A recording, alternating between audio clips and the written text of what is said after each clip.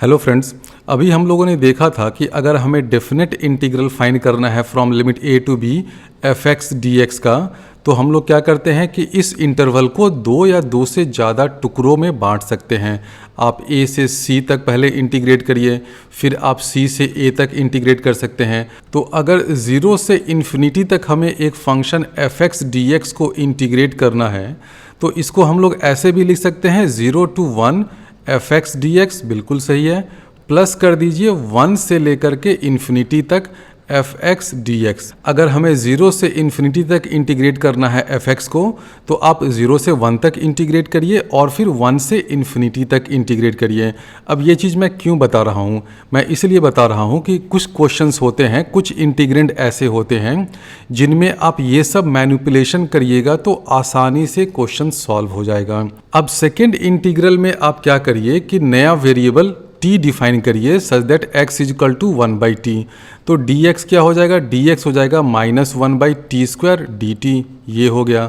और यहाँ से आप ये देख सकते हैं कि अगर x is equal to 1/t है, तो अगर x की वैल्यू 1 है तो t की वैल्यू क्या हो जाएगी? ऑब्वियसली t की वैल्यू 1 हो जाएगी।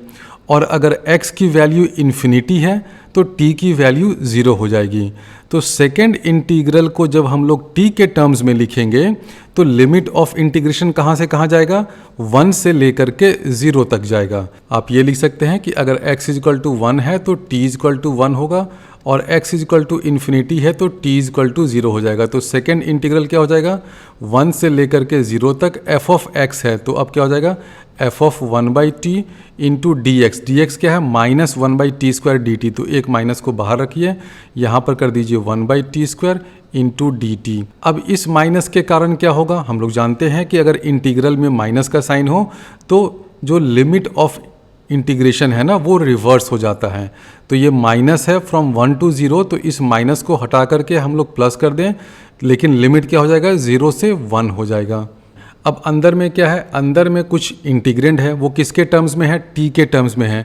लेकिन हम लोग जानते हैं कि यहाँ पर t हो या x हो या y हो या z हो, सब के सब डमी वेरिएबल्स होते हैं। यानी कि जहाँ जहाँ भी t है सब जगह हम लोग उसको x लिख सकते हैं। ध्यान रखिए, अगर आप इंटीग्रेंड में x कर रहे हैं तो यहाँ भी dt की जगह आपको x करना पड़ेगा। ये कभी नहीं चलता है कि यहाँ आपने x कर दिया और यहाँ t रहने दिया, या वाइस वर्सा कि यहाँ पर x कर दिया और यहाँ t रहने दिया।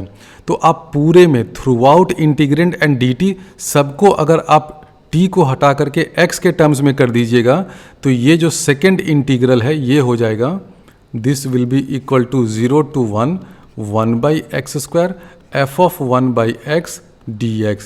यानी कि हमें इंटीग्रेट करना था कहाँ से कहाँ तक? 0 से इन्फिनिटी तक। उसको हमने कैसे लिखा?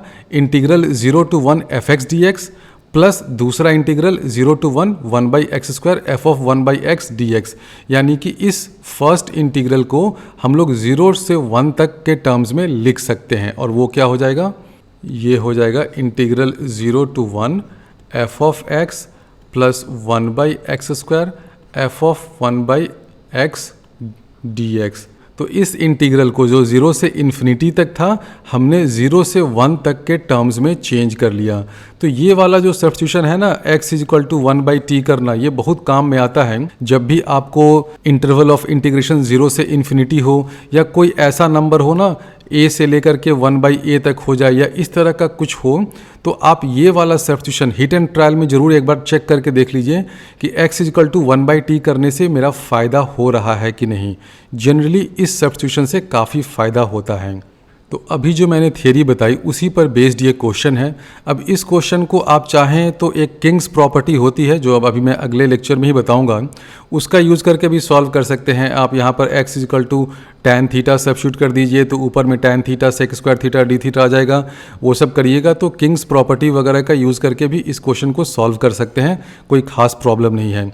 लेकिन मैं अभी आपको एक दूसरा मेथड सिखा रहा हूँ कि अभी जो मैंने कॉन्सेप्ट बताया ना, उस कॉन्सेप्ट का यूज़ करके इस तरह के क्वेश्चन को कैसे सॉल्व किया जाए। हमें इंटीग्रेट करना है 0 से इन्फिनिटी तक, तो इसको हम लोग ऐसे लिख सकते हैं 0 से 1 तक को इंटीग्रेट करिए, और f of x plus 1/x² f of 1/x dx, जो रूल अभी हमने डिराइव किया था ना, उसी को हमने यहाँ पर लिख दिया है। अब इस तरह के रूल को आपको रटने की या याद करने की कोई ज़रूरत नहीं है। कभी अगर आपको ऐसा लगता है कि इस रूल का यूज़ करना है तो आप सीधे क्या करिए, इंटरवल ऑफ इंटीग्रेशन को, जो कि 0 से इन्फिनिटी या किसी नंबर तक है, उसको 2 या 2 से ज़्यादा टुकड़ों में बांट लीजिए। हमने यहाँ पर 0 से 1 तक में ब्रेक किया, क्योंकि 0 से 1 तक में ब्रेक करने से हमें फ़ायदा हो रहा था। तो हम लोग क्या करेंगे, 0 से इन्फिनिटी तक है इंटीग्रेशन, तो उसको ऐसे लिख देंगे 0 से 1 + 1 टू इन्फिनिटी। और जो सेकेंड वाला जो इंटीग्रेशन होगा उसमें x = 1/t सब्स्टिट्यूट करेंगे। x = 1/t सब्स्टिट्यूट करेंगे तो जो सेकेंड इंटीग्रेशन है वो भी 0 से 1 तक के इंटरवल में चेंज हो जाएगा और फाइनली आप यहाँ पहुँच जाइएगा। तो अब इस रूल को यूज़ करिएगा तो क्या हो जाएगा, f(x) तो हमें दे ही रखा है, ये जो इंटीग्रेंड में है ये है f(x), 1/x² इंटू f(1/x) क्या होगा अभी देखते हैं। ये अगर करिएगा तो हो जाएगा 1/x² इंटू f(1/x), यानी कि ये हो जाएगा 1/x इंटू 1 + 1/x इंटू कर दीजिए 1 + 1/x²। इसको सिंप्लीफाई करिएगा तो ये सिंप्लीफाई होकर के हो जाएगा 1 / 1 + x इंटू 1 + x²। इसको सिंप्लीफाई करिएगा तो आपको ये मिल जाएगा। तो अब इंटीग्रेंड क्या हो जाएगा, f(x) यानी कि this thing plus this thing. जब इन दोनों को ऐड करिएगा तो देखिए क्या होगा, यहाँ 1 है, यहाँ x है, तो 1 + x आपको मिल जाएगा। तो न्यूमरेटर में भी 1 + x है, डिनोमिनेटर में भी 1 + x है, वो कैंसिल हो जाएगा। तो इंटीग्रेंड सिर्फ क्या बचेगा, dx/1 + x²। This is equal to 0 to 1, 1 + x ऊपर में, 1 + x यहाँ, और साथ में 1 + x² dx। देखिए कितना सिंपल, अब ये इंटीग्रल हो गया, ये और ये कैंसिल हो गया, बचा क्या, dx/1 + x²। ये क्या होता है, tan 1 x। लिमिट कहाँ से कहाँ लेना है, 0 से 1, तो ये क्या हो जाएगा, tan 1 1 - tan 1 0, यानी कि π/4 आंसर हो गया। तो इस क्वेश्चन को करने का ये दूसरा तरीका है। बच्चे इस क्वेश्चन को जनरली किंग्स प्रॉपर्टी यूज़ करके सॉल्व करते हैं। आप उसमें x = tan थीटा लगा दीजिए तो आपको sin थीटा cos थीटा के टर्म्स में इंटीग्रेंड आएगा। लिमिट जो है वो 0 से π/2 हो जाएगा थीटा के टर्म्स में, तो उसमें किंग्स प्रॉपर्टी लगाइएगा तो इस क्वेश्चन को सॉल्व कर सकते हैं। इस रूल को ध्यान में रखिएगा कि 0 से इन्फिनिटी तक अगर इंटीग्रल हो तो उसको आप 0 से 1 तक के टर्म्स में ऐसे चेंज कर सकते हैं, कन्वर्ट कर सकते हैं। लेकिन हर केस में ये मेथड नहीं लगेगा। ये मेथड सक्सेसफुल होगा या नहीं वो डिपेंड करता है कि f(x) कैसा है। इस केस में देखिए f(x) ऐसा दे रखा है कि f(x) + 1/x² इंटू f(1/x) करने पे इंटीग्रेंड अंदर में जो आया वो बहुत ही सिंप्लीफाइड वर्जन हो गया।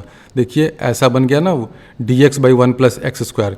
लेकिन अगर f(x) कुछ भी आर्बिट्रेरी हो तो ऐसा करने के बाद भी इंटीग्रेंड सिंपल नहीं होगा। अब आप डेफिनेट इंटीग्रल्स के ये 5 क्वेश्चन सॉल्व करिए। ये सभी क्वेश्चंस उन्हीं टॉपिक, उन्हीं कॉन्सेप्ट्स, उन्हीं आइडियाज़ पे बेस्ड हैं जो अभी मैंने पिछले लेक्चर्स में कराया है।